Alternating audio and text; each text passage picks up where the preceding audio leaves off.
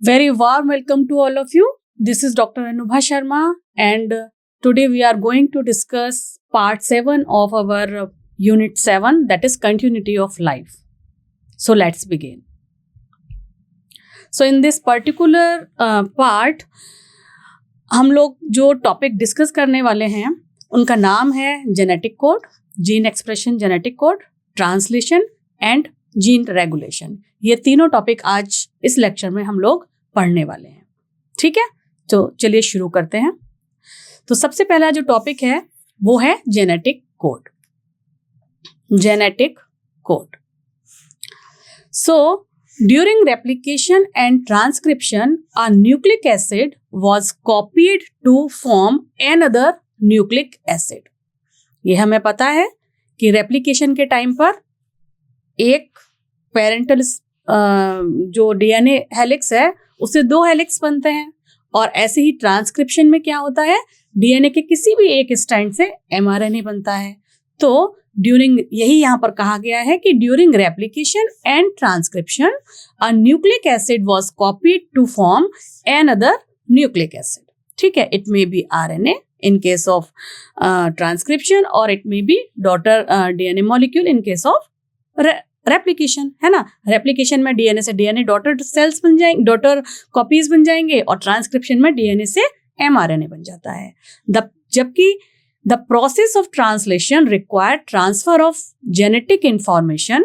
वो जो genetic information mRNA में present है वही ट्रांसफर होती है from a polymer of nucleotide to synthesize a polymer of amino acid. सही कहा है. क्या होगा ट्रांसलेशन में? ट्रांसलेशन में जो जेनेटिक इंफॉर्मेशन mRNA में आ गई है उसके एक पर्टिकुलर स्ट्रेच या पॉलीमर ऑफ न्यूक्लियोटाइड की इंफॉर्मेशन कन्वर्ट होगी इन अमीनो एसिड्स. ठीक है, ये किस में कहा, ये प्रोसेस कहाँ होगा? ये प्रोसेस होगा ड्यूरिंग ट्रांसलेशन, और इस प्रोसेस को ही ट्रांसलेशन कहा जाता है. लेकिन ये हमें पता है कि there is no complementary exist between nucleotides and amino acids. Amino acids और न्यूक्लियोटाइड के बीच में वो तो एटीजीसी हैं, और अगर हम mRNA की बात करेंगे तो AUGC हैं. तो एग्जैक्टली वो कॉपी तो न्यूक्लिक एसिड में है नहीं, लेकिन हाँ ये जरूर है कि जेनेटिक कोड ही, आज हम ये जानते हैं कि जेनेटिक कोड की कुछ सीक्वेंस किस तरीके से ट्रिपलेट कॉपीज बनाते हैं और अमीनो एसिड को कोड करते हैं. लेकिन इनिशियली तो ये नहीं पता था. तो बहुत सारे साइंटिस्ट ने काम किया और उनके एक्सपेरिमेंट्स के आधार पर ये डिसाइड हुआ कि किस तरीके से जेनेटिक कोड ही एक्चुअली रेस्पॉन्सिबल है for coding of amino acids.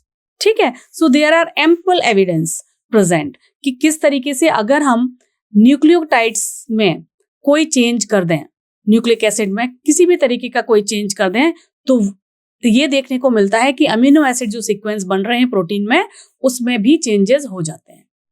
ठीक है, तो डायरेक्टली और इनडायरेक्टली ये पता चला कि ये जो जेनेटिक कोड है that could be direct the sequence of amino acid during synthesis of protein.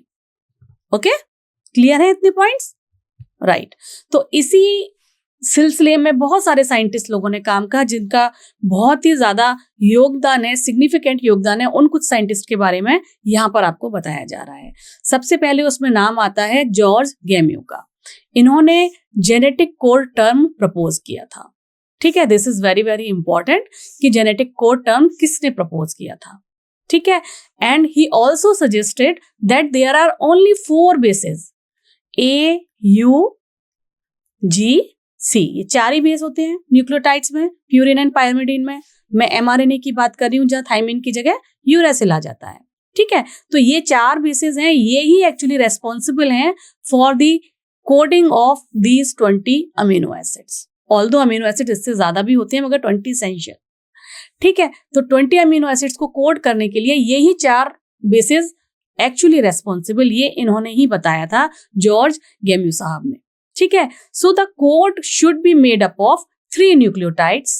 इन्होंने ये अपने एक्सपेरिमेंट्स किए और उन्होंने ये देखा, कंक्लूड किया अपने एक्सपेरिमेंट्स के थ्रू कि 3 न्यूक्लियोटाइड्स जो हैं वो एक कोड बनाते हैं किसी एक पर्टिकुलर अमीनो एसिड के लिए. तो इस तरीके से 4 to the power 3 तो टोटल 64 कोडॉन्स बन जाएंगे for various kind of amino acids. ये उन्होंने अपने एक्सपेरिमेंट्स के थ्रू बताया था। तो जो जेनेटिक कोड है वो क्या है? It is a 4 letter language of nucleic acid which is translated into 20 letter language of amino acid. इसके अलावा कुछ और साइंटिस्ट भी थे जिन्होंने काम किया और अपने काम के थ्रू बहुत सारी चीजें, बहुत सारी थ्योरीज क्लियर की और जिसके लिए उनको नोबेल प्राइज भी मिला था। तो proof of genetic material as a triplet, कि जो जेनेटिक मटेरियल है वो जो जेनेटिक कोड है वो ट्रिपलेट की फॉर्म में होता है, ये बात जो है ये दो जो साइंटिस्ट हैं मार्शल नीडलवर्क एंड सेवेरो ओकाओ, इन दोनों के एक्सपेरिमेंट से प्रूव हुई। ये तो था कि न्यूक्लियोटाइड ही कन्वर्ट हो रहे हैं अमीनो एसिड्स में, लेकिन वो ट्रिपलेट की फॉर्म में होते हैं। 3 न्यूक्लियोटाइड एक साथ मिलकर एक अमीनो एसिड को कोड करता है। इसका जो प्रूफ दिया था वो इन दोनों साइंटिस्ट ने अपने एक्सपेरिमेंट के आधार पर दिया था। और इसी में ही एक बहुत ही महत्वपूर्ण योगदान आता है डॉक्टर हरगोविंद खुराना जी का, who was an Indian American biochemist. इन्होंने फर्स्ट सिंथेटिक जीन बनाया था उस जमाने में, और he was the first scientist to chemically synthesize oligonucleotides, या फर्स्ट सिंथेटिक जीन भी कहते हैं। he synthesized RNA molecule by chemical method। और इस काम के लिए इन लोगों को नीलनबर्ग और Hargobind Khorana and Robert W Holley, इन तीनों को मिलकर नोबेल प्राइज भी 1968 में मिला था। ठीक है, तो मार्शल नीडलबर्ग जी ने क्या किया, इन्होंने एक सेल फ्री मीडियम तैयार किया और वहां पर उन्होंने प्रोटीन सिंथेसिस की। और वहां पर प्रोटीन सिंथेसिस उन्होंने आर्टिफिशियल मीडियम में की, तो जिसकी अपने एक्सपेरिमेंट के दौरान उन्हें ये पता चला कि कोड जो है वो किस तरीके से हेल्प करते हैं और कौन सा कोड किस पर्टिकुलर अमीनो एसिड को बनाएगा। Nirenberg tag the codon with polyuridylic acid, यानी कि उन्होंने 3 यू इनको तीनों को ट्रिपलेट को एज अ कोडोन यूज किया, 3 बार यूरेसिल यूज किया। ठीक है, तो आरएनए कंप्राइजेस, ऐसा आरएनए बनाया जिसमें केवल यूरेसिल था, एक पीस। ठीक है, जिससे इनको ये पता चला कि अगर यू ये तीनों साथ में हैं, ये जो कोडोन है ट्रिपलेट फॉर्म में, ये फिनाइल एलिनीन को कोड करते हैं। इन्होंने अपने एक्सपेरिमेंट के थ्रू, जो कि इन्होंने सेल फ्री मीडियम में डेवलप किया था, उसके थ्रू इन्होंने ये पता लगाया कि किस तरीके से अगर हम यूरेसिल को ही 3 बार ले लें तो ये जो ट्रिपलेट है, ये ट्रिपलेट फिनाइल एलिनीन को कोड करता है। और उन्होंने यही टेक्निक अप्लाई की for the process of remaining 63 codons. तो इस तरीके से उन्होंने अपने एक्सपेरिमेंटल प्रूफ के आधार पर यह बताया कि जो कोडॉन होते हैं वो ट्रिपलेट की फॉर्म में होते हैं।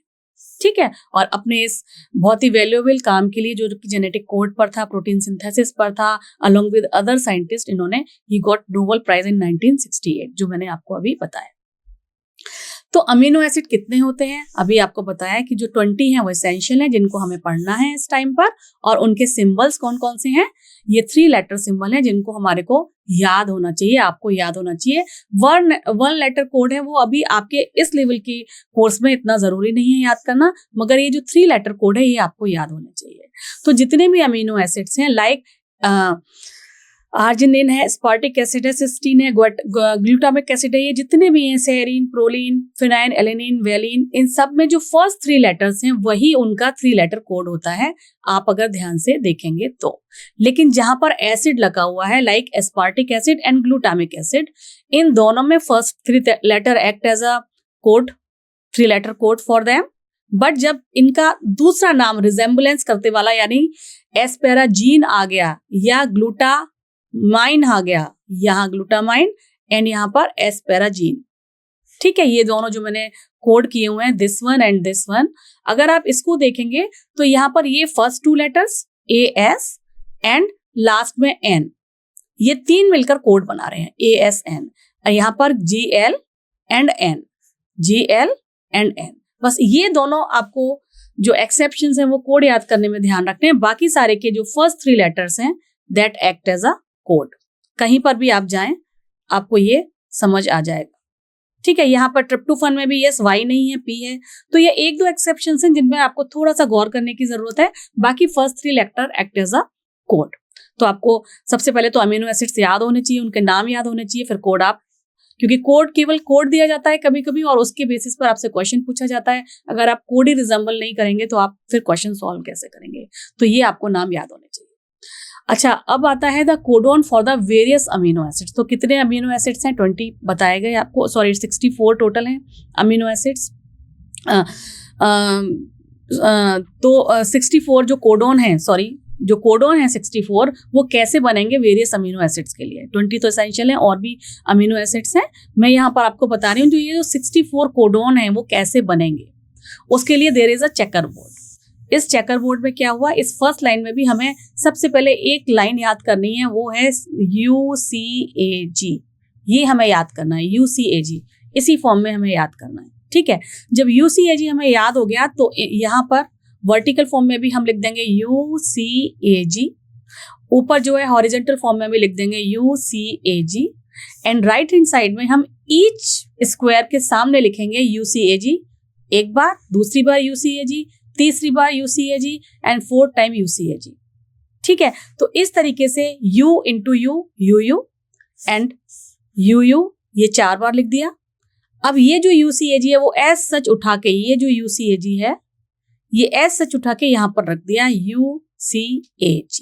तो इस तरीके से हमारे को 4 जेनेटिक कोड मिल गए। ठीक है, सिमिलरली CC का हम लोग देख लेते हैं। तो यहाँ CU, तो यहाँ लिखा CU, CU, CU and CU। Similarly UCAG, पूरा का पूरा ये जो है इसको उठाकर इस CU के आगे रख दिया UCAG। तो फिर हमको 4 ट्रिपलेट्स मिल गए। इस तरीके से ये जो फिर 64 कोडोन है वो तैयार किए जाते हैं।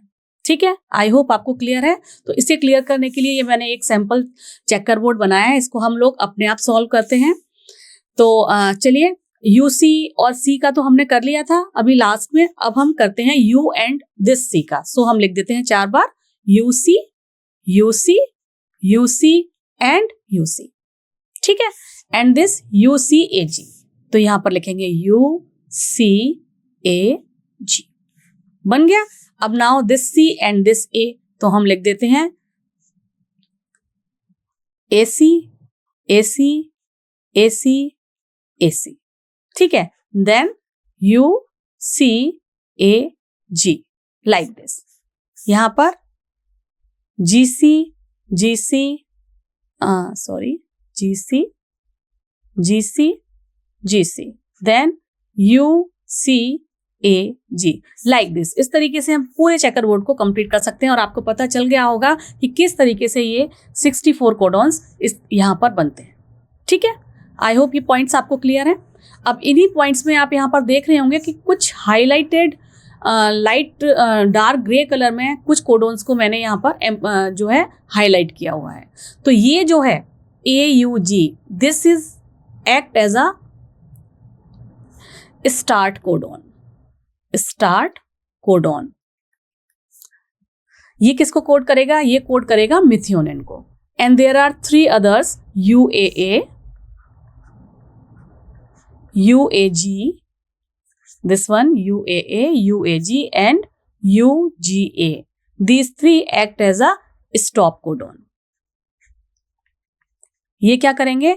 ये टर्मिनेट करेंगे किसी भी जो अमीनो एसिड पॉलीपेप्टाइड चेन बन रही है, कहाँ पर वो रिएक्शन स्टॉप होगी, वहाँ पर अगर UAA, UAG या UGA में से कोई भी एक कोडोन आ जाता है वहाँ पर रिएक्शन स्टॉप हो जाएगी। तो these 3 act as a stop codon. ठीक है, ये तीनों स्टॉप कोडोन है, जी आपको याद करने हैं अच्छे से। और AUG act as a start codon. और ये किस अमीनो एसिड, ये स्टार्ट कोडोन भी है और ये मिथियोनिन को कोड भी करता है। एक अमीनो एसिड होता है मिथियोनिन, उसको ये कोड भी करता है। Okay, so what are the silent feature of genetic code? जो ये कोडोन है, these are present in triplet form. Codon जो है वो ट्रिपलेट होते हैं। 61 codon different kind of amino acids को कोड करते हैं, जबकि जो 3 हैं मैंने अभी अभी आपको बताया that act as a stop codon, वो किसी भी अमीनो एसिड को कोड नहीं करेंगे। ये बात ध्यान रखनी है कि जो स्टॉप कोडोन है वो किसी भी अमीनो एसिड को कोड नहीं करेंगे, ठीक है। Generally there are certain exceptions, जिसकी बात आगे आने वाली स्लाइड्स में हम करेंगे। And some amino acids are code by more than one codon. कुछ अमीनो एसिड्स हैं जिसको एक से ज्यादा कोडॉन कोड करते हैं, तो इसलिए इनको कहा जाता है कि कोड जो है वो डिजेनरेटिव होते हैं, क्योंकि एक से ज्यादा कोडॉन किसी एक पर्टिकुलर अमीनो एसिड को कोड कर सकते हैं। And the code is read in mRNA। ये कहाँ प्रेजेंट है? ये सारे के सारे जो कोड हैं, कोडोन्स हैं, वो mRNA पर प्रेजेंट है। In a continuous manner, there is no comma, there is no space, there is no punctuation, ठीक है। What does it mean? It means यहाँ पर अगर एक कोड है GCAU, चलिए ए लिख दिया, कोई बात नहीं, GCCGUA, तो ये जो स्पेस मैंने बनाया, ये स्पेस होगा ही नहीं इन कोडॉन। ये कोडॉन में ऐसा स्पेस होगा ही नहीं। ये लगातार GCAU GGAC इस तरीके से लिखे जाएंगे। यहाँ पर ना तो कोई कॉमा होगा, ना कोई सेमी कॉमा होगा, ना कोई स्पेस होगा, ठीक है। तो ये कंटिन्यूअस मैनर में कोडॉन्स लिखे जाते हैं। यही यहाँ पर इस 5th पॉइंट में आपको बताया जा रहा है कि codon is read in mRNA in a continuous manner, there are no punctuation. Clear है? Next point, the code is nearly universal, means from bacteria to human, UUU, अगर कहीं पर ये ट्रिपलेट आ गया UUU, it codes for same amino acid, that is phenylalanine. तो ये universal होते हैं, चाहे हम प्रोकैरियोट्स की बात करें या यूकैरियोट्स की बात करें, ठीक है। तो ये इसके साइलेंट फीचर्स हैं आपके जेनेटिक कोड के। But there are certain exceptions जो हम अब इस स्लाइड में देखने वाले हैं। जैसे कि AUG, ये हमें पता है AUG क्या था। हमने कहा था कि AUG स्टार्ट कोडोन है, बिल्कुल सही बात है। तो ये इनिशिएटर कोडोन तो है ही, लेकिन ये एक amino acid that is methionine को भी कोड करता है। तो यहाँ पर ये एक एक्सेप्शनल पॉइंट आ गया। और सम टाइम ज़्यादातर AUG act as a start codon, लेकिन कभी कभी किसी केस में GUG, जो जनरली वैलिन को कोड करता है, बट किसी केस में ये एक्ट करता है एज अ स्टार्ट कोडोन, ठीक है।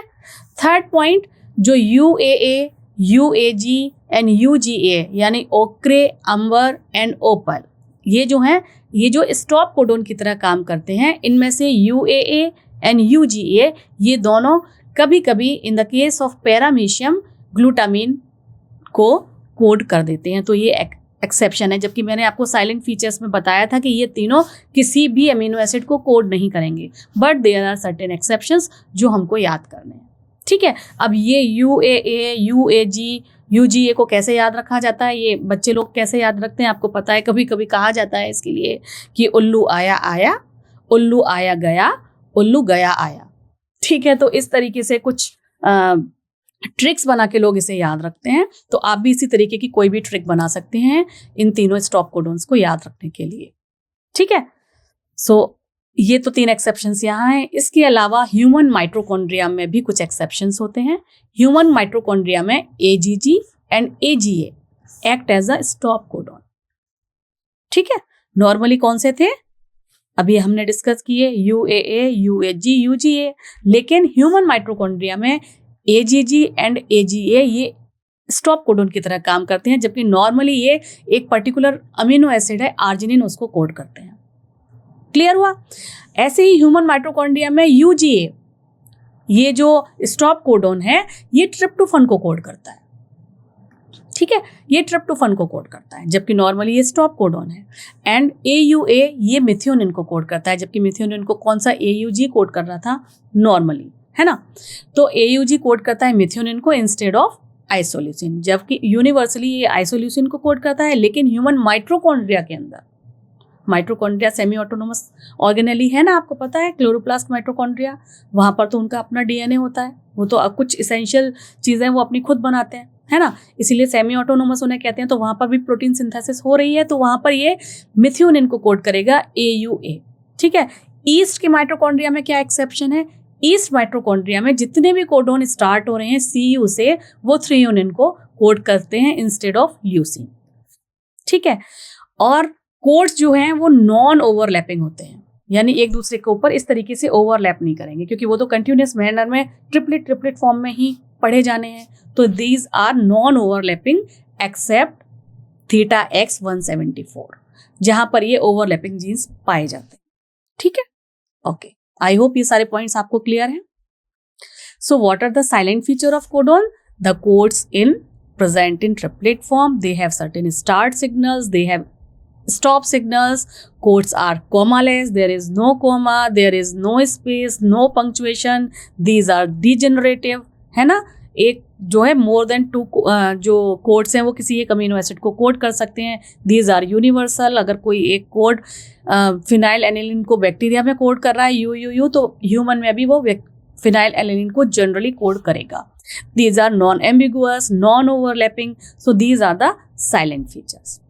लेकिन अगर जेनेटिक कोड के किसी भी एक न्यूक्लियोटाइड में सिंगल बेस पेयर में चेंजेस आ जाएं because of any reason, because of mutation, तो क्या होगा, वो जो रीडिंग फ्रेम है वो चेंज हो जाता है। और जब वो रीडिंग फ्रेम चेंज हो जाता है तो उसका जो आउटकम है प्रोटीन वो चेंज हो जाता है। तो जो प्रोटीन बनना चाहिए वो ना बन के कुछ और बनता है। और इसका बहुत ही अच्छा एग्जाम्पल है जो हम शुरू से जेनेटिक्स में देखते आ रहे हैं, that is sickle sailed anaemia, है ना। सो classical example of point mutation is the change of single base pair in the gene for beta globin chain. Beta globin chain के लिए जो एक जीन होता है बीटा ग्लोबिन चेन वाला, उसमें सिंगल बेस पेयर के चेंज से कितना ज़्यादा मॉडिफिकेशन हो जाता है वो यहाँ पर आपको बताया गया है। और जब सिंगल बेस पेयर चेंज होता है तो उस तरीके की म्यूटेशन को कहा जाता है पॉइंट म्यूटेशन। और इसमें क्या होगा, it result the change in amino acid. Glutamate की जगह क्या आ जाता है, ग्लूटामेट की जगह वेलिन आ जाता है ऑन द 6th पोजीशन। ये एग्जाम्पल बहुत ज़्यादा इंपॉर्टेंट है और इसका बार बार जेनेटिक्स में कंटिन्यूटी ऑफ लाइफ इस यूनिट में हमने बार बार डिस्कशन किया है। ठीक है, तो अब जब अमीनो एसिड ये 6th पोजीशन पे, ये जो ग्लूटामेट है इसकी जगह जब ये वेलिन आ जाता है तो क्या चेंजेस आ जाते हैं कि जो ये नॉर्मल हीमोग्लोबिन का इस तरीके का स्ट्रक्चर है वो स्ट्रक्चर सिकल सेल में कन्वर्ट हो जाता है। तो एक डिजीज़ हो जाती है, एक बीमारी हो जाती है जिसे बोलते हैं सिकल सेल एनीमिया। जो नॉर्मल आरबीसी है वो बाइकॉन्केव होती है, वो आराम से किसी भी कैपिलरी के अंदर फ्लो कर जाती है। जबकि जब सिकल सेल एनीमिया हो जाता है तो उसका जो स्ट्रक्चर है कुछ सिकल लाइक स्ट्रक्चर हो जाता है, जो हसिया होती है उस तरीके का इसका स्ट्रक्चर हो जाता है। और वो इस तरीके से एक दूसरे से चिपक कर ब्लॉकेज क्रिएट कर देते हैं इन द कैपिलरी। तो आरबीसी या ब्लड फ्लो के मूवमेंट में प्रॉब्लम होती है। तो sickle cell anaemia is a very serious disease genetically linked because of the point mutation. A single base pair has been changed and because of that change in amino acid residue, glutamate की जगह valine आ जाता है on the 6th position और पूरा का पूरा जो structure है आरबीसी का वो चेंज हो जाता है। तो ये इंपॉर्टेंस है जेनेटिक कोड की, अगर एक भी बेस पेयर चेंज हुआ तो म्यूटेशन क्रिएट हो जाती है। आई होप ये पॉइंट्स आपको क्लियर है। अब ये कैसे म्यूटेशंस क्रिएट हो जाती हैं या फ्रेम शिफ्ट म्यूटेशन हो जाता है डिलीशन या इंसर्जन से, उसके कुछ एग्जांपल्स आपको इन कुछ लेटर्स के थ्रू समझाए गए हैं।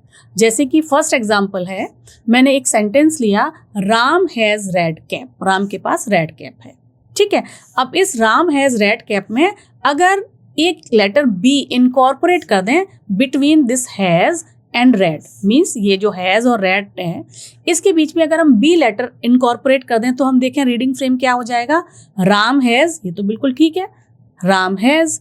देन यहाँ पर रेड से पहले हमने, ये जो रेड था इससे पहले हमने बी इनकॉर्पोरेट कर दिया, तो अब ट्रिपलेट क्या बन गया, BREDCA एंड देन P। तो पूरा का पूरा रीडिंग फ्रेम चेंज हो गया। सिमिलरली अगर हम 2 लेटर्स इनकॉर्पोरेट कर दें, यहाँ पर अभी हमने बी किया था, अब हम चलिए आई भी कर देते हैं। ठीक है, BI कर देते हैं, तो राम हैज़, यहाँ पे कोई प्रॉब्लम नहीं है, यहाँ पर चेंज आ गया, यहाँ पर BRE था, यहाँ पर BIR आ गया। अब देन नेक्स्ट जो इसका अपकमिंग फ्रेम है वो भी चेंज हो गया, है ना। फिर अपकमिंग जो भी इसके आगे होंगे वो सारे के सारे रीडिंग फ्रेम चेंज हो गए। और अगर हम 3 लेटर से इनकॉर्पोरेट करेंगे तो क्या होगा, तो राम सेम लेटर है, हैज़ ये भी ट्रिपलेट सेम है, यहाँ पर एक ट्रिपलेट चेंज हो गया बिग, लेकिन इसके आगे वाले जो लेटर्स हैं वो सेम टू सेम रहे, तो ये एक फ्रेम शिफ्ट चेंज हो गया, ये वाला अमीनो एसिड चेंज हो जाएगा। ट्रिपलेट है, ट्रिपलेट की फॉर्म में एक अमीनो एसिड कोड करेगा, ये चेंज हो जाएगा, लेकिन आगे इसके सेम टू सेम वही अमीनो एसिड जो पहले कोड हो रहे थे वही होंगे। लेकिन अगर एक न्यूक्लियोटाइड चेंज हो गया या 2 हो गए तो आगे वाले फ्रेम्स भी चेंज होते जा रहे हैं। आप इस एग्जाम्पल से आसानी से ये बात समझ पा रहे हैं अगर हम इनकॉर्पोरेट कर रहे हैं। आई होप ये पॉइंट्स आपको क्लियर हो रहे हैं। चलिए अब हम देखते हैं डिलीट करके। अभी तो हमने इनकॉर्पोरेट किया था, अब हम डिलीट करते हैं वन बाय वन। रेड का आर, ई और डी उसी सेंटेंस से, ये जो हमने रेड लगाया इससे वन बाय वन डिलीट करके देखते हैं। ठीक है, तो राम यहाँ है, हैज यहाँ है, यहाँ पर राम है सेम ट्रिपलेट, हैज यहाँ है सेम ट्रिपलेट। अब हमने आर डिलीट कर दिया, ये जो आर है ये डिलीट कर दिया, तो अगला फ्रेम क्या बनेगा? अगला फ्रेम ई डी सी का बनेगा, तो यहाँ मैंने बना दिया ई डी सी। ठीक है, एंड देन ए पी, इसके आगे जो भी लेटर्स हों, ये फ्रेम चेंज हो गया। अब 2 लेटर्स इनको इसके बाद हम डिलीट कर रहे हैं ई को। ठीक है, ये जो ई है इसको डिलीट किया जा रहा है, तो राम और हैज सेम है, ये रहा राम एंड हैज। ई को डिलीट कर दिया, फिर अगला फ्रेम क्या बन रहा है? अगला फ्रेम डी सी और ए का बनेगा, है ना, ट्रिपलेट फॉर्म बन रहे हैं, तो यहाँ पर डी सी ए का बन गया, फिर पी अगला जो भी लेटर होगा उसके साथ बन गया, एंड देन डी को भी चलिए अगले में हटा देते हैं, तो Ram same triplet, has same triplet. अब यहाँ पर फिर से आ गया कैप, पूरा का पूरा फ्रेम चेंज हो गया, वो तीनों डिलीट हो गए। तो दोबारा से जो ट्रिपलेट वर्ड्स हैं उनका स्टेटमेंट और उसका रीअरेंज करके हम देख रहे हैं किस तरीके से इस केस में दोबारा से फ्रेम शिफ्ट चेंज हो रहा है। यानी राम और हैज तक तो जो अमीनो एसिड, अगर हम इन्हें न्यूक्लियोटाइड माने, जो अमीनो एसिड ये ट्रिपलेट कोड करेगा वही करेगा, लेकिन इसके बाद वाले अमीनो एसिड्स चेंज हो जा रहे हैं अगर हम वन बाय वन लेटर्स को भी डिलीट कर रहे हैं। तो इससे क्या कंक्लूजन निकला? ये जो हमने प्रीवियस 2 एक्सरसाइज की, इससे ये कंक्लूजन निकला कि इंसर्जन और डिलीशन ऑफ 1 और 2 basis change the reading frame. 1 या 2 बेसिस को अगर हम इनकॉर्पोरेट करते हैं या डिलीट करते हैं तो जो ये रीडिंग फ्रेम है from the point of insertion, जहां पर हमने डाला है वहां से रीडिंग फ्रेम चेंज हो जाता है, उससे पहले चेंज नहीं होता। उससे पहले तो देखिए यहाँ पर भी राम था, हैज था, यहाँ पर भी राम है और यहाँ पर भी हैज है, इन ऑल 3 केसेस। ठीक है, लेकिन उसके बाद उस point onwards reading frame change हो रहा है। Such mutations are referred to as frame shift mutation या फ्रेम शिफ्ट इंसर्जन और डिलीशन म्यूटेशन।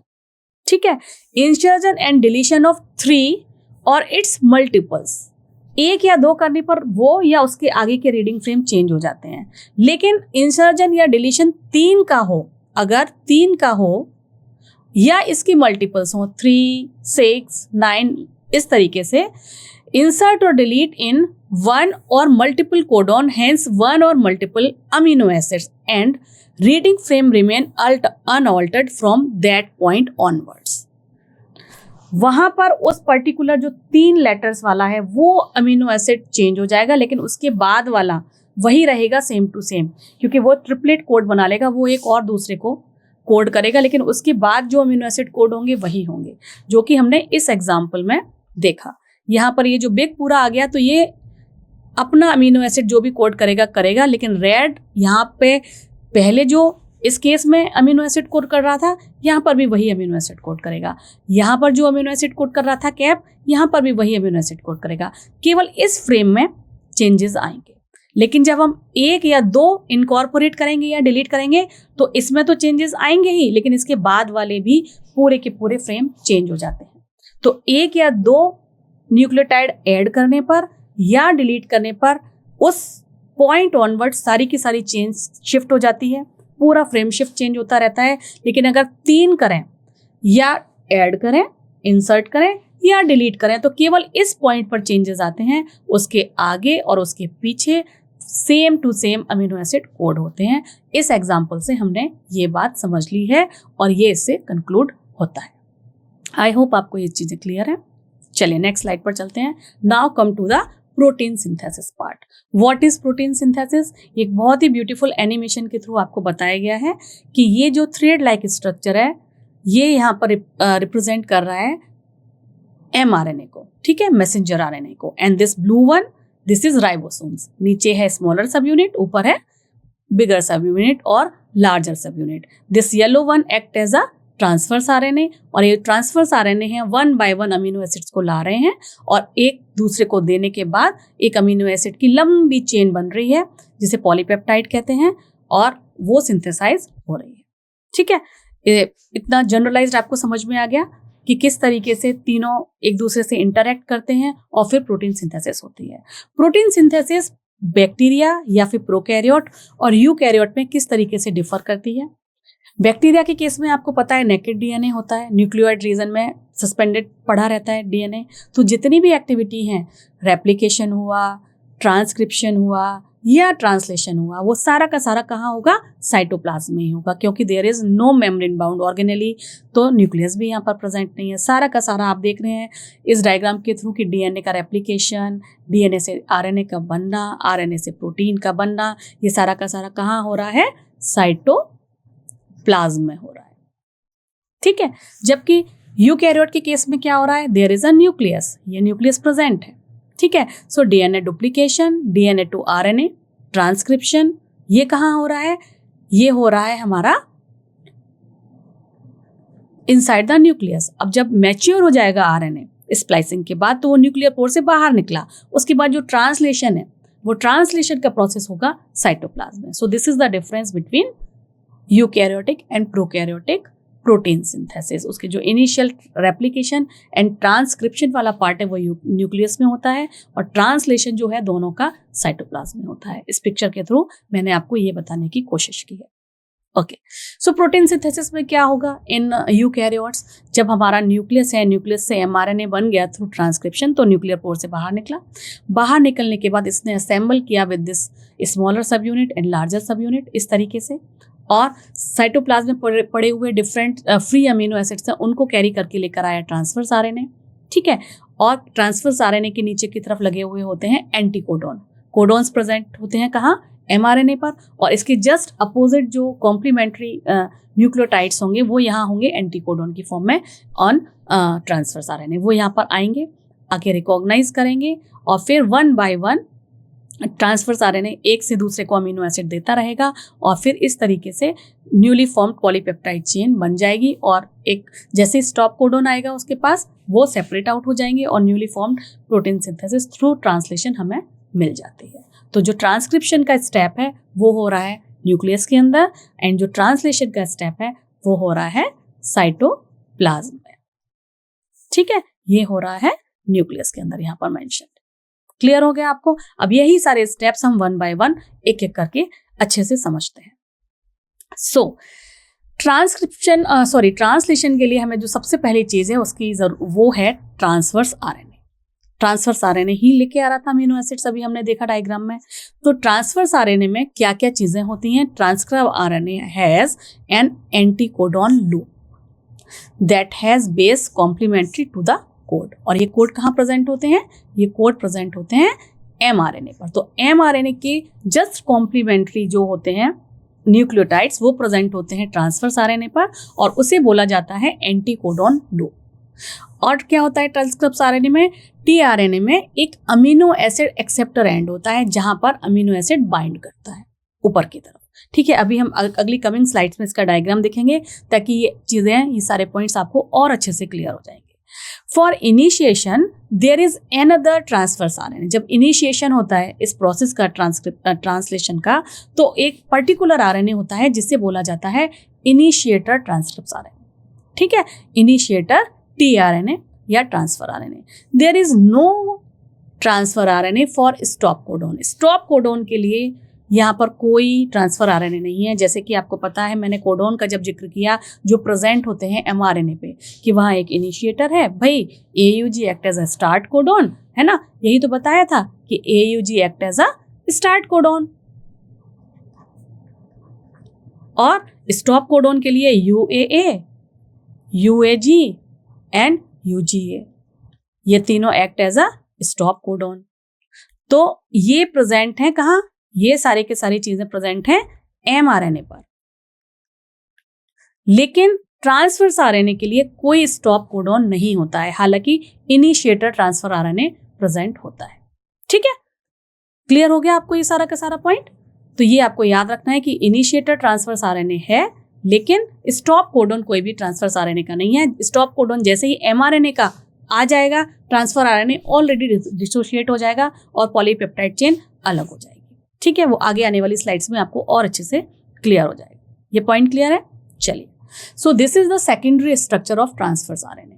देखिए कैसा स्ट्रक्चर होता है सेकेंडरी स्ट्रक्चर या 2D स्ट्रक्चर अगर हम देखें तो it look like a clover leaf, जिसमें एक डी आर्म होती है जिसे डी लोब भी कहा जाता है, या हम इसे डी आर्म भी कह सकते हैं। एक डी आर्म होती है या इसको टी लोब भी कहा जाता है। यहाँ पर एंटी कोडोन साइट है जहाँ पर कोडोन जो है AUG का जस्ट कॉम्प्लीमेंट्री यहाँ पर प्रेजेंट होगा।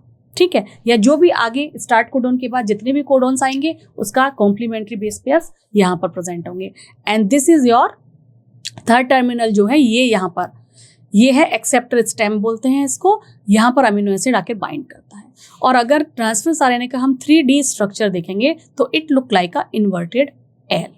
ये देखिए इस तरीके से दिखता है, इन्वर्टेड एल की फॉर्म में इसका 3D स्ट्रक्चर दिखाई देता है। तो स्ट्रक्चर आपको पता होनी चाहिए, किस आर्म को टी आर्म कहा जाता है या टी लूप, किस आर्म को डी आर्म कहा जाता है या डी लूप, कहाँ पर एंटी कोडॉन प्रेजेंट होते हैं, कहाँ पर अमीनो एसिड्स को कैरी करके लेके आता है, इतना आपको पता होना चाहिए। इसका 2D स्ट्रक्चर कैसा दिखता है, इसका 3D स्ट्रक्चर कैसा दिखता है, ये पॉइंट्स भी आपको अच्छे से क्लियर होने चाहिए। और इस डायग्राम के थ्रू आई होप आपको ये चीज़ें क्लियर हो रही हैं। ठीक है, चलें नेक्स्ट स्लाइड पर। ओके, सो ट्रांसलेशन क्या है? Translation refer to the process of polymerisation of amino acids to form a polypeptide. Different amino acids का जुड़ना through a bond which is known as peptide bond. ऐसे ऐसे करके जो beads, जैसे बीडेड स्ट्रक्चर, मैंने आपको क्रोमोसोम में भी कई बार ये टर्म लिया है। तो ये जो बीड्स जुड़ते जा रहे हैं, ये एक रहा, ये सेरीन का है, ये ग्लाइसिन का है, leucine, serine, like this, tyrosine, leucine, इसके बीच में ये जो बॉन्डिंग हो रही है, ठीक है, थ्रू पेप्टाइड बॉन्ड्स, ये जो पॉलीपेप्टाइड बन रही है, इसका जो पॉलीमराइजेशन हो रहा है अमीनो एसिड्स का, इसको ट्रांसलेशन कहा जाता है। क्या है definition? Translation refer to the process of polymerization of amino acid to form a polypeptide. The order and sequence of amino acid are defined by the sequence of bases present on the mRNA. Obviously जो mRNA पर sequence आएगा उसका ही complementary transverse RNA उठाकर लेकर आएगा amino acids, है ना। तो क्या sequence रहेगा amino acid का, ये डिपेंड करता है पूरी तरीके से mRNA पे present sequence पर। ठीक है, the amino acids are joined by a bond which is known as peptide bond. किससे जुड़े हुए होते हैं?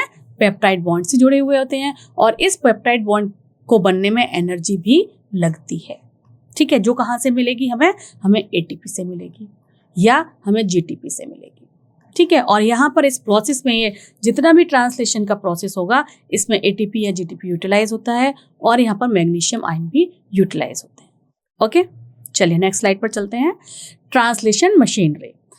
सो therefore in the first phase itself amino acid are activated. Amino acids को एक्टिवेट होना पड़ता है ट्रांसलेशन के शुरुआत में ही, in the presence of ATP and magnesium ion in the presence of ATP and linked to their cognate transverse RNA, a process commonly called charging of transverse RNA. ये जो पहला ट्रांसफर्स RNA है, जब वो एक्टिवेट होता है वहां जाने के लिए फर्स्ट पर, उसको चार्जिंग ऑफ ट्रांसफर्स RNA कहा जाता है या फिर amino acylation of transfers RNA कहा जाता है। ठीक है, तो ट्रांसलेशन मशीनरी में हमें क्या क्या चीजें लगेंगी? ट्रांसलेशन जब होगा तो राइबोसोम्स प्रेजेंट होने चाहिए, ट्रांसलेशन जब होगा तो mRNA प्रेजेंट होना चाहिए, उसी के कोडोन्स को रीड किया जाएगा, उसके एंटी कोडोन्स रीड करेगा ट्रांसफर्स RNA, तभी वो स्पेसिफिक अमीनो एसिड उठाकर लेकर आएगा और अमीनो एसिड साइटोप्लाज्म में पड़े हैं, उसे कैरी करेगा ट्रांसफर्स RNA एंड एक एंजाइम काम करेगा जिसे बोला जाएगा amino acyl transfers RNA synthetase. ठीक है, और मैग्नीशियम आयन तो मैंने आपको बताया था, ATP भी यहाँ पर रखती है। तो this is the whole sole translation machinery जो काम करेगी ड्यूरिंग ट्रांसलेशन प्रोसेस। राइबोसोम का क्या काम रहेगा? राइबोसोम को जनरली प्रोटीन फैक्ट्री कहते हैं। ठीक है, जैसे कि माइटोकॉन्ड्रिया को ATP फैक्ट्री कहते हैं ना, ऐसे ही राइबोसोम में प्रोटीन सिंथेसिस होती है तो इसे साइट फॉर प्रोटीन सिंथेसिस कह देते हैं या प्रोटीन फैक्ट्री कहते हैं। mRNA act as a template over here, ठीक है, जेनेटिक इंफॉर्मेशन इसी में है। Transfers RNA it bring the required amino acid, read the genetic code and place the amino acid at a proper place. ये सारा का सारा आपको बताया हुआ है क्या क्या चीजें हमें जरूरत पड़ी, ठीक है। आई होप ये पॉइंट्स क्लियर होते जा रहे हैं आपको।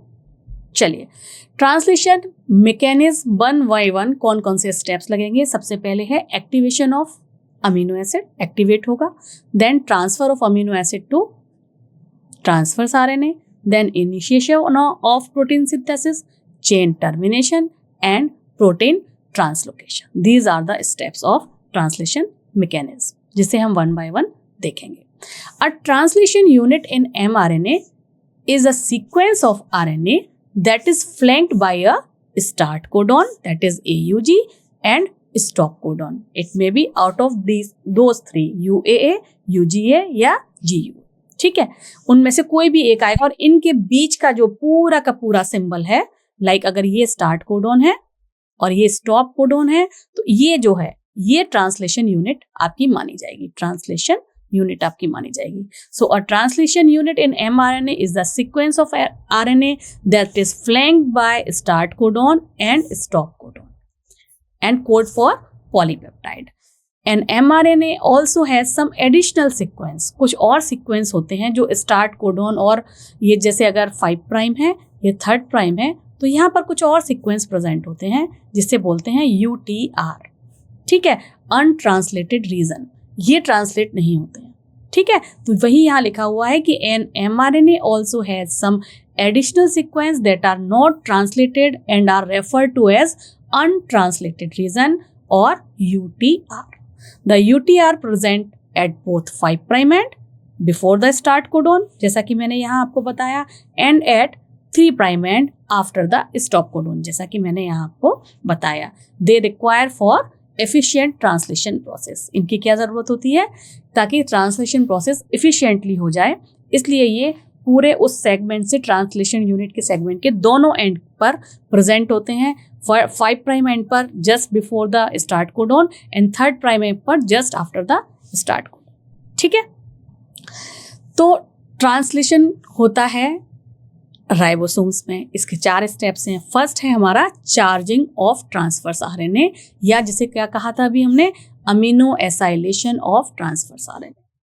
इसमें क्या होगा, formation of peptide bond require energy obtained from ATP, ATP से एनर्जी मिलती है पेप्टाइड बॉन्ड बनने के लिए। For this amino acid are activated, amino acid activated हो जाएंगे, कैसे होंगे, in the presence of ATP and link to the cognate transfers RNA in the presence of a particular enzyme, और उस एंजाइम का नाम है amino acyl transfer RNA synthetase, ठीक है। और क्या हुआ, ये ट्रांसफर्स RNA था, आपको डायग्राम में दिख रहा है मैच्योर ट्रांसफर RNA। तो अमीनो एसाइलेशन में क्या हो रहा है, ये जो एंजाइम है एंड मैग्नीशियम आयन यहाँ पर आए, ATP यहाँ पर आया क्योंकि एनर्जी चाहिए प्रोसेस के लिए, तो amino acyl transfer RNA synthetase enzyme के प्रेजेंस में ये अमीनो एसिड यहाँ पर जाकर लग गया, ठीक है। ये जो प्रोसेस है अमीनो एसिड का इस एंड पर जाकर लगना, 5 प्राइम एंड पर जाकर लगना, अमीनो एसिड लूप पर जाकर लगना, ऊपर की तरफ जाकर लगना, यहाँ पर एंटीकोडॉन प्रेजेंट है, इस जगह पर बाइंडिंग साइट पर जब अमीनो एसिड लग गया है, इसको बोला जा रहा है चार्जिंग ऑफ ट्रांसफर्स RNA, है ना। चार्जिंग ऑफ ट्रांसफर RNA, जो मैच्योर ट्रांसफर RNA था, यहाँ पर अमीनो एसिड का लगना in the presence of a certain enzyme and ATP and certain cofactors, इस प्रोसेस को कहा जा रहा है चार्जिंग ऑफ ट्रांसफर RNA या amino acylation of transfers RNA, जिससे कि ट्रांसफर RNA चार्ज हो जाता है। ये फर्स्ट स्टेप हो गया, ठीक है। अब इस डायग्राम में हम देखते हैं वन बाय वन क्या हो रहा है। इस एनिमेशन को अगर आप अच्छे से समझ लेंगे तो आगे आने वाले स्टेप्स आप बहुत आसानी से समझ पाएंगे। देखिए, कुछ इनिशिएटिव फैक्टर 3, इनिशिएशन फैक्टर 1 ये आके यहाँ लगे, स्मॉलर सब यूनिट ऑफ राइबोसोम। यहाँ पर 3 साइट्स हैं, A site, P site and E site. A site, P site and T site, जैसे कि मैसेंजर RNA ऊपर आया, ये AUG वाला स्टार्ट कोडॉन वाला पार्ट जाके बाइंड हुआ, किसके साथ, कहाँ पर आकर लगाए, P साइट पर। तो जो ट्रांसफर्स RNA है वो P साइट पर आकर बाइंड हो रहा है, ठीक है, जब ये यहाँ लग गया, इसकी लार्जर सब यूनिट भी आ गई राइबोसोम्स की, और यहाँ पर जीटीपी प्रेजेंट है, और जीटीपी की प्रेजेंट में ये जो फर्स्ट अमीनो एसिड था, फर्स्ट चार्ज ट्रांसफर्स आरएनए था सॉरी, वो पी साइट पर आकर बाइंड हुआ। अब जो सेकंड है वो ए साइट पर आकर बाइंड हो रहा है। इन दोनों के बीच में अभी आप देखेंगे, देखिए पेप्टाइड बॉन्ड बन गया, पेप्टाइड बॉन्ड बन गया, ये दोनों डिसोशिएट हो गए, ये जो अमीनो एसिड था वो डिसोशिएट हो गया अपने ट्रांसफर्स आरएनए से। अब क्या हो रहा है, ये ट्रांसफर्स आरएनए रिलीज हो जाएगा, हटेगा, एग्जिट साइट पर पहुंच गया, अब ये रिलीज हो गया, देखिए यहाँ पर बन गया, और जो सेकंड ए साइट पर प्रेजेंट था वो शिफ्ट हो गया पी साइट पर, पी साइट पर यानी पेप्टिडाइल साइट पर शिफ्ट हो गया। नेक्स्ट ट्रांसफर्स आरएनए किसी और अमीनो एसिड को लेके आ रहा है, यहाँ पर आर्जिनिन को लेकर आ रहा है, ये भी इसके साथ पेप्टाइड बाइंडिंग करेगा, और धीरे धीरे धीरे हम देखेंगे पूरी पॉलीपेप्टाइड चेन बन जाएगी, कहाँ पर, पी साइट पर। तो इस पूरे पिक्चर में हम क्या देख रहे हैं, एनिमेशन में हम क्या समझ रहे हैं, हम इसमें ये समझ रहे हैं कि जो फर्स्ट ट्रांसफर आरएनए था वो जाके पहले बाइंड हुआ पी साइट पर, उसके बाद जितने भी आ रहे हैं ट्रांसफर आरएनए वो ए साइट पर जाके बाइंड हो रहे हैं, और फिर जैसे ही फर्स्ट वाला अपना अमीनो एसिड ए को दे देता है और वो डिसोशिएट हो जाता है अमीनो एसिड के साथ, एग्जिट पर जाता है और निकल जाता है, फिर वो पी पर शिफ्ट होता है। तो पहला वाला जो मिथियोनिन लेकर आएगा वो डायरेक्टली पेप्टिडाइल साइट पर जाएगा, उसके बाद वाले सारे के सारे ए साइट पर आएंगे। इस एनिमेशन के थ्रू हमने ये समझ लिया है। अब हम one by one each step को बहुत ध्यान से देखेंगे, और जिससे हमारा ट्रांसलेशन वाला पार्ट बहुत अच्छे से क्लियर हो जाएगा। ठीक है, तो सबसे पहले हम देखते हैं इनिशिएशन। इनिशिएशन में क्या हुआ, it began at the 5 prime end of mRNA in the presence of initiation factor, जिसे हम IF भी कह रहे थे। ठीक है, IF1, IF2, IF3, इस तरीके से इनिशिएशन फैक्टर्स होते हैं। IF1 and 3 प्रेजेंट होते हैं, जैसे ही आते हैं स्मॉलर सब यूनिट से तो फिर प्रोसेस शुरू हो जाता है। ठीक है, the mRNA bind to the smaller subunit, mRNA bind to the smaller subunit. mRNA आया और उसने स्मॉलर सब यूनिट के साथ बाइंड किया। ठीक है, ये जो mRNA ये आया, इसने स्मॉलर सब यूनिट के साथ, इस डायग्राम में देखें आप, बाइंड कर लिया mRNA। Now the larger subunit bind to the smaller subunit. अभी हमने एनिमेशन में भी देखा था, यहाँ पर भी हम देख रहे हैं कि इसके बाद आएगा लार्जर सब यूनिट, और लार्जर सब यूनिट आने के बाद ये जो है स्मॉलर सब यूनिट से बाइंड करने के बाद इनिशिएशन कॉम्प्लेक्स इसने बना दिया। इस स्टेप पर हम इसे बोलेंगे जब तीनों की बाइंडिंग हो गई, इनिशिएशन कॉम्प्लेक्स। अब लार्जर जो सब यूनिट है इसमें 2 बाइंडिंग होती हैं, एक्चुअली 3 होती हैं, लेकिन बाइंडिंग के लिए 2 ही रेस्पॉन्सिबल हैं। तीसरी जो ई साइट थी तो वो तो एग्जिट साइट थी। ये जो 2 बाइंडिंग साइट हैं उनमें से पहले का नाम है amino acyl transfer RNA binding site और ए साइट, इसे बोला जाता है ए साइट। और ये जो दूसरा है इसे बोला जाता है पी साइट। दूसरा का क्या नाम है, पेप्टिडाइल साइट और पी साइट। ठीक है, तो जो लार्जर सब यूनिट है राइबोसोम की, उसकी 2 साइट है जहां पर अमीनो एसिड लाके बाइंड करेंगे। बीच वाला जो साइट है उसे बोलते हैं पी साइट या पेप्टिडाइल साइट, और राइट वाला जो है उसे बोला जाता है ए साइट। ठीक है, क्या हुआ इनिशिएशन में, इनिशिएशन में 5 प्राइम एंड का जो आरएनए था वो सबसे पहले स्मॉलर सब यूनिट के साथ जाके बाइंडिंग की इन the presence of certain initiation factor. उसके बाद लार्जर सब यूनिट आया और उसने इसके साथ बाइंड करके इनिशिएशन कॉम्प्लेक्स बना दिया। इसकी 2 साइट हैं, A site and P site. A site की फुल फॉर्म है amino acyl transfer RNA binding site, and P site की फुल फॉर्म है पेप्टिडाइल साइट। ठीक है, ओके। इसके बाद क्या हो रहा है, जो इनिशिएशन साइट है जो पी साइट पर आकर बाइंड हुआ, इनिशिएशन कोडॉन कहां पर बाइंड हुआ है, वो एयूजी। और जो एयूजी के पास कोडॉन कौन सा होता है, मैंने आपको बताया था मिथियोनिन। एयूजी किसको कोड करेगा, मिथियोनिन को कोड करेगा। तो methionyl transfer RNA complex would have UAG. बिल्कुल सही बात है, यानी कि यहाँ पर अगर एयूजी है, यहाँ आप ध्यान से देखें तो एयूजी प्रेजेंट है, तो इसका जस्ट कॉम्प्लीमेंट्री प्रेजेंट होगा ऑन ट्रांसफर आरएनए। इस ट्रांसफर आरएनए को क्या बोला जा रहा है, मिथायोनाइल ट्रांसफर आरएनए। इसका जस्ट एयूजी का complementary UAG as a anticodon. तो यहाँ पर क्या प्रेजेंट है, यूएजी। ठीक है, एट द पी साइट कहां पर ये बाइंड हो रहा है, मैंने आपको बताया कि फर्स्ट कोडॉन जो मिथियोनिन लेकर आ रहा है, जो एयूजी पर जाकर बाइंड करेगा, वो डायरेक्टली पी साइट पर बाइंड करता है। ये बहुत इंपॉर्टेंट पॉइंट है, ए साइट पर बाइंड नहीं करेगा। ठीक है, पी साइट पर बाइंड करेगा आपका फर्स्ट कोडॉन। ठीक है, ये जो फर्स्ट कोडॉन है, ये देखिए मैंने आपको बताया था ये ए है, ए साइट, ये है पी साइट। तो जो फर्स्ट कोडॉन है वो पी साइट पर आके बाइंड करेगा। P site first codon of mRNA bind with anticodon of methionyl transfer RNA complex.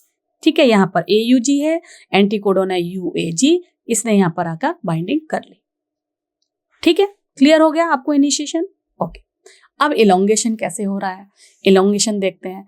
Elongation में क्या हुआ, जब वो पहले पी साइट पर आकर बाइंड कर लिया, फिर दूसरा ट्रांसफर आरएनए आया, एक और ट्रांसफर आरएनए आया, another amino acyl transfer RNA complex with an appropriate amino acid enter the ribosome and attach to the A site। अगला वाला A साइट पर बाइंड करेगा। जो पहला वाला है इनिशिएट जिसने किया, जो मेथियोनिन के लिए था, जो AUG से बाइंड कर रहा था, वो डायरेक्टली इस B साइट पर आ गया था। ठीक है, और लेकिन इसके बाद जो आएगा वो कहां पर आके बाइंड किया, आपको दिखाई दे रहा है पिंक में, ये बाइंड किया कहां पर, ए साइट पर, जिसे amino acyl transfer RNA site भी बोलते हैं। ठीक है, अब क्या हो रहा है, its anticodon bind to the second codon of, है ना, इसका एंटीकोडॉन ने second codon which are present on the mRNA, इसके साथ बाइंड किया, and a peptide bond is formed between first and second amino acids. इसने अपना अमीनो एसिड इसको दिया और इन दोनों के बीच में एक पेप्टाइड बॉन्ड बन गया in the presence of an enzyme known as peptidyl transferase. ठीक है, इसने अपना, जैसे ही फर्स्ट वाले ने इसको अपना अमीनो एसिड दे दिया in the presence of peptidyl transferase, तो इसका पेप्टाइड बॉन्ड बन गया। अब क्या होगा, the first amino acid and its transfer RNA are broken. अब आप क्या देख रहे हैं, जैसे ही इसने इसको ये दे दिया तो इस अमीनो एसिड और ट्रांसफर आरएनए के बीच क्या हो गया, ब्रेकेज आ गया, ब्रोकन हो गया इसकी आपस की जो बॉन्डिंग थी। और ये जो ट्रांसफर आरएनए है, ये जो ब्लू वाला ट्रांसफर आरएनए जो प्रेजेंट था पी साइट पर, वो रिमूव हो जाता है। पहले एग्जिट साइट पर आएगा, फिर ये रिमूव हो जाएगा। So this transfer RNA is removed from P site and second transfer RNA जो कि ए साइट पर प्रेजेंट था, ये it is pulled to the P site. जो ये ए साइट पर प्रेजेंट था, it is pulled to the P site, ये पी साइट पर आ जाएगा। ये मैंने बताया ना, ये ए साइट है और ये पी साइट है। तो ये पहले ए साइट पर प्रेजेंट था, इसने जैसे इसको अमीनो एसिड दिया, पेप्टिडाइल ट्रांसफरेज की प्रेजेंस में, इन दोनों के बीच में जो बॉन्ड था वो टूट गया, ये हट गया, वहां से डिसोशिएट हो गया, और ये सेकंड जो अमीनो एसिड था वो पी साइट पर आ गया। और इस प्रोसेस को क्या कहा जा रहा है, this process is known as translocation. ठीक है, this process is known as translocation. Okay, now the third codon come to the A site. जो थर्ड कोडॉन था वो ये यहां पर आ गया, जो थर्ड कोडॉन था वो ए साइट पर फिर से आ गया। The third codon come to the A site and a suitable transfer RNA with third amino acid bind to the A site. And इस तरीके से प्रोसेस ये रिपीट होता रहता है। जो भी अमीनो एसिड होता है वो इसको देता है, ये रिपीट चला जाता है, ये इसके साथ यहाँ पर आके बाइंड करेगा, ये दोनों के दोनों इसके साथ बाइंड करेंगे, ये फिर इसको भी पुल कर देगा। और इस तरीके से एक पॉलीसोम्स या पॉलीराइबोसोम जो है की फॉर्म में सिंगल mRNA से ट्रांसलेशन प्रोसेस हो जाता है। So a group of ribosome associated with a single mRNA for translation is called polysomes और polyribosomes. Termination: when amino acyl transfer RNA reach to the terminator codon like UAA, UGA or UAG, तो termination of translation occur। जैसे ही ये जो mRNA है, इस mRNA पर जितने भी कोड हैं वो सबसे पहले A साइट पर आए, फिर P साइट पर शिफ्ट हुआ और कोड एक दूसरे के अंदर इस तरीके से देखिए बॉन्डिंग बनती जा रही है। जैसे ही इस mRNA पर आ जाएगा अगर UAA या UAG या UGA, तीनों में से कोई भी एक स्टॉप कोडॉन आ गया, देखिए यहाँ पर UAG, ये UAG आ गया ना, तो यहाँ पर UAG आ जाएगा, तो क्या होगा, एकदम से टर्मिनेट हो जाएगा ट्रांसलेशन और पॉलीपेप्टाइड ट्रांसफर आरएनए राइबोसोम से ये जो पॉलीपेप्टाइड चेन है ये भी रिलीज हो जाएगी, ट्रांसफर आरएनए भी रिलीज हो जाएंगे और ये पूरा जो कॉम्प्लेक्स था वो डिसोशिएट हो जाएगा। The ribosome dissociate into large and small subunit at the end of the protein synthesis। आप देखिए यहाँ पर प्रोटीन सिंथेसिस होती जा रही है, पॉलीपेप्टाइड चेन बनी, जैसे ही टर्मिनेटिंग कोडॉन आया, स्टॉप कोडॉन आया, ट्रांसफर आरएनए भी अलग हो गया, पॉलीपेप्टाइड भी अलग हो गया, mRNA अलग हो गया, स्मॉलर सब यूनिट, लार्जर सब यूनिट, सारे पार्ट अलग हो गए और जो ट्रांसलेशन का प्रोसेस था वो टर्मिनेट हो गया।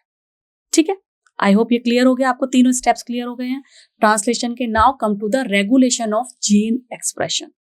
जीन एक्सप्रेशन क्या होता है?